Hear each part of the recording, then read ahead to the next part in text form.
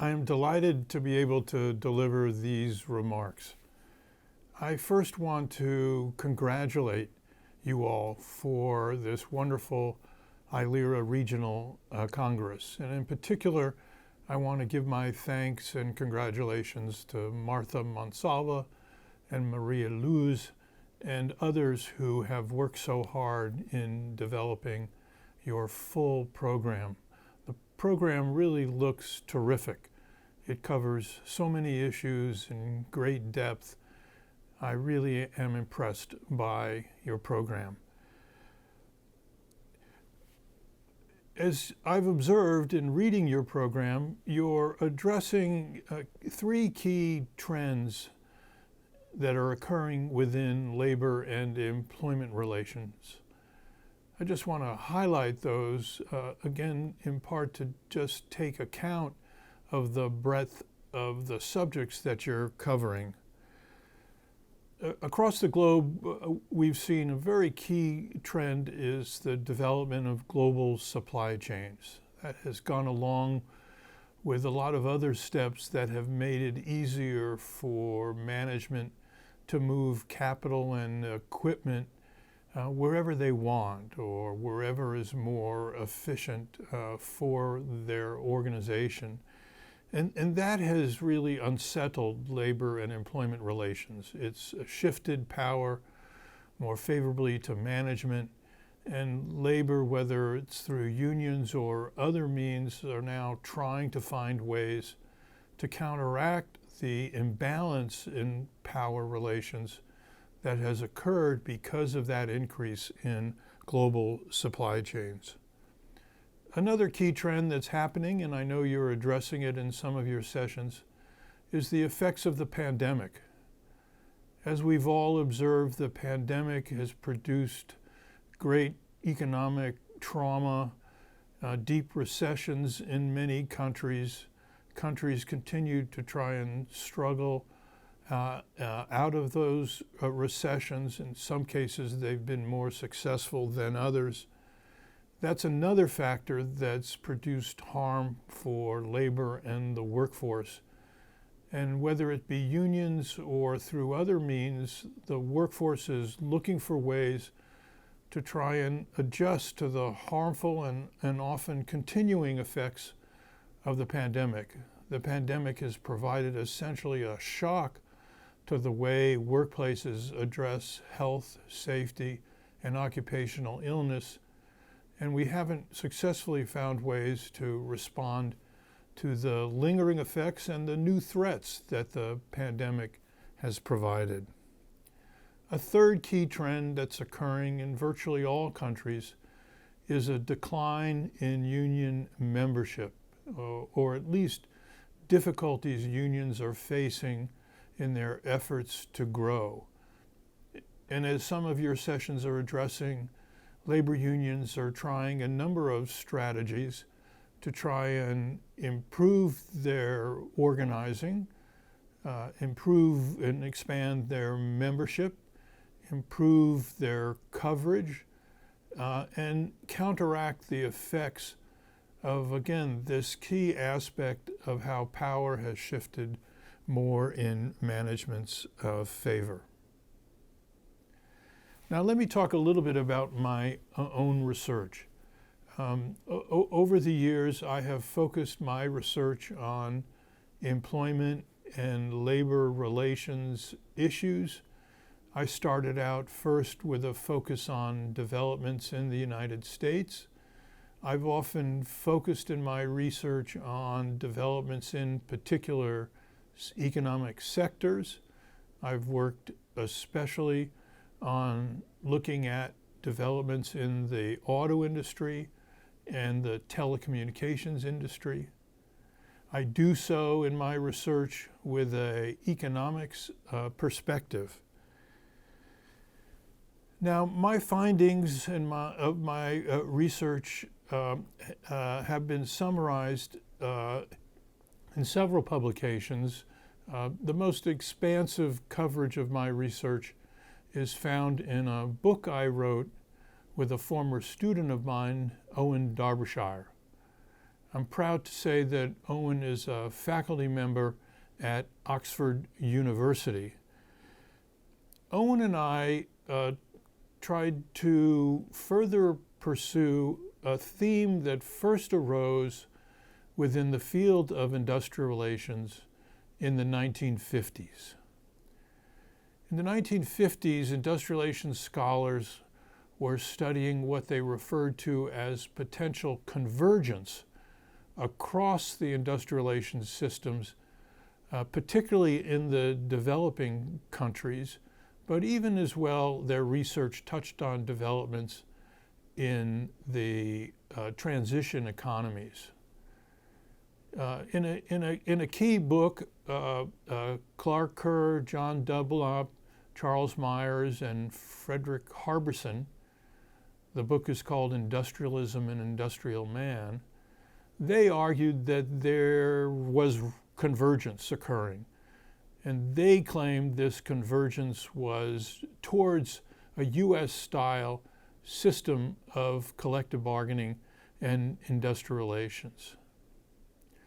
Now, we could spend a fair amount of time, and I won't do so today, discussing the strengths and weaknesses of their argument. Just to highlight, a strength is they raised the question of convergence and devoted substantial attention to it through field work as well as theorizing. A sharp weakness in their research is they overemphasized, overly focused on developments in the so-called developed countries, Western Europe, the United States, and Japan, and paid lesser attention to developments in the transition economies. But perhaps most importantly, time has shown that they were inaccurate in their assessment.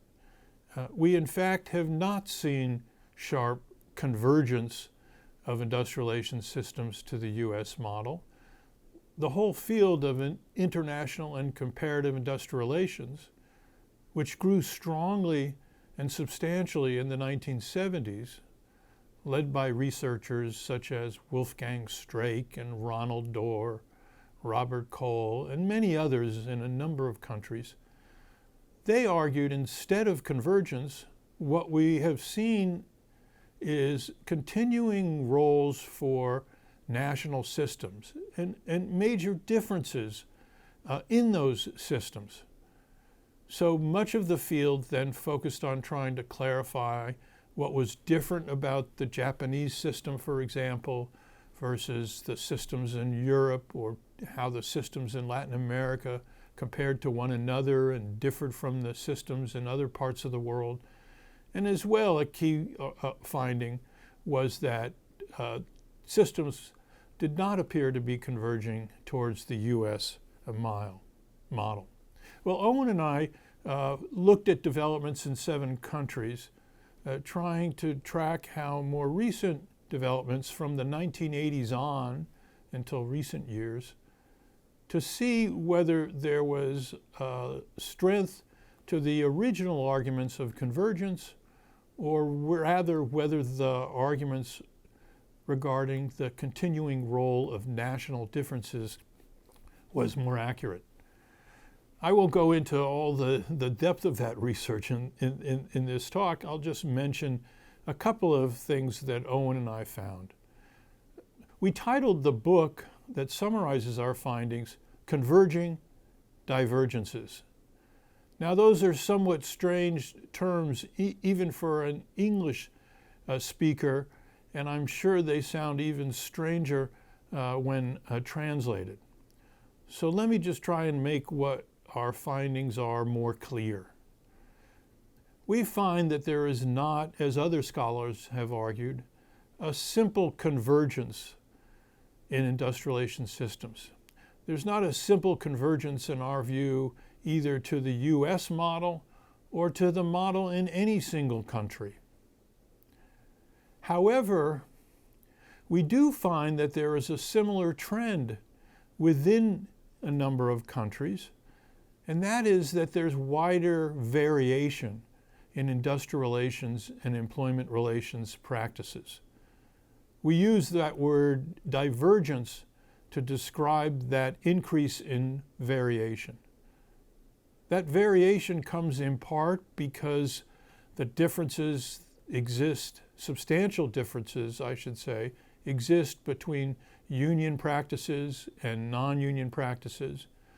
But there's also substantial differences between what happens in the unionized settings that may rely on some form of collective bargaining and what happens in what we term the human resource management style firms, that there's an employment system characterized by more human resource practices rather than collective practices. There's also a growth in Japanese style practices. And we also find some experimentation with what we refer to as a participation or engagement style of employment relations. So again, we find not a simple convergence, but a similarity in trend, and that similarity is wider variation within countries. I actually think we find that trend in Latin America, but I'm not an expert in Latin America, and you all know this better than I, and so I'm not going to go on to either debate or discuss whether our observations really do fit for Latin America. I hope I've stimulated your own curiosity in our argument. Let me just add one other piece of our argument, and maybe this will also resonate, be similar to what you're observing in Latin America. And that is that we find a lot of similarity in another feature of industrial relations and employment relations. That's what we call the processes by which labor and management interact. And here we find similarities across countries in that there's an increase in more decentralization of labor relations, often a decentralization of collective bargaining structures, a movement away from industry, sectoral, or multi-firm bargaining to more individual firm or plant level bargaining. We also find greater individualization in employment relations, either individual contracts or even in the absence of contracts, the setting of employment terms to an individual rather than to a group or to a collective entity. So again, just to provide you a little bit of flavor for my own research, I wanted to highlight some of the findings in that attempt to examine whether convergence was occurring or not. Let me return to my role as president of ILERA, a role I'm honored to carry out. For those that don't know, ILERA chooses a president to serve for 3 years, and then one of the key things you do during your term as president of ILERA is you arrange the once every 3-year so-called World Congress of ILERA. So we obviously have LERA chapters within countries holding national meetings. We have regional congresses of the sort you're holding now. And then once every 3 years, we hold a World Congress of ILERA.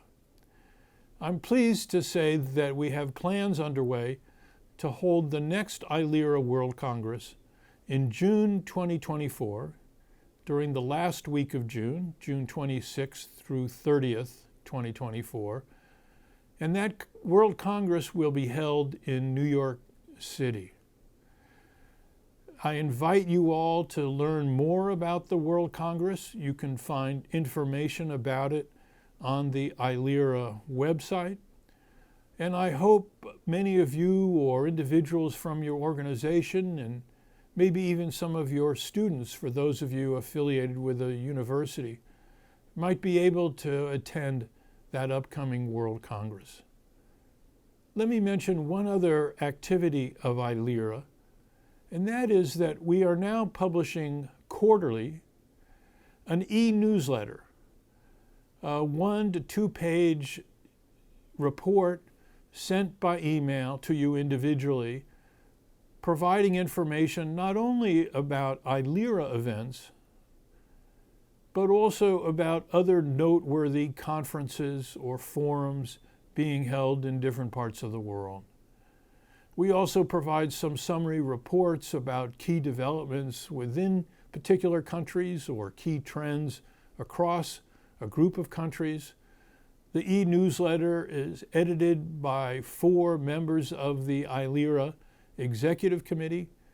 We have representation from the many different regions of the world that are part of the ILERA family, and that includes representation from Latin America.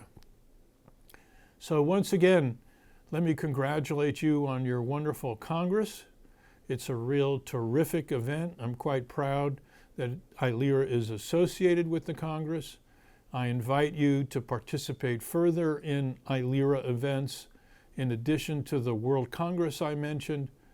I've also mentioned our e-newsletter, and as well we have plans underway for other regional congresses to be held under the rubric of ILERA, but to be held in other regions of the world. Thank you very much.